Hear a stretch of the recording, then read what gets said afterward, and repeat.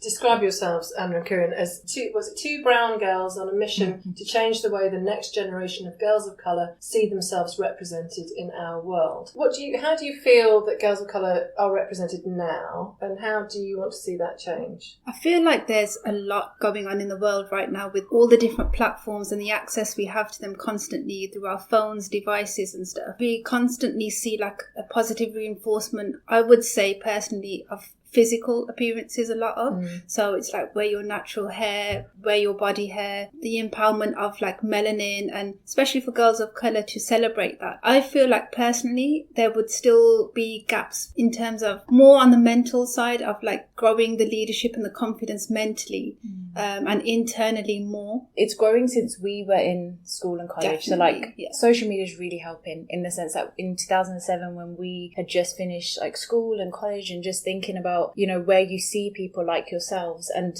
you know, you didn't have social media, so you physically saw them in person or you would see a bit on the television, but now you have access to, you know, people who look like you doing all sorts of things all over the world and you're seeing them in real time in a way that you wouldn't before. But like Anna said, I think the bit that we're not quite there with yet is there's still a lot of institutional and systemic changes that need to be made for us to really, for young girls of colour to definitely see that, right, the representation's there, the pathways are there, I can do this or I can be this, because like you said, you're seeing like-minded people or people in your community doing things, but you're still not seeing it wide enough in the kind of bigger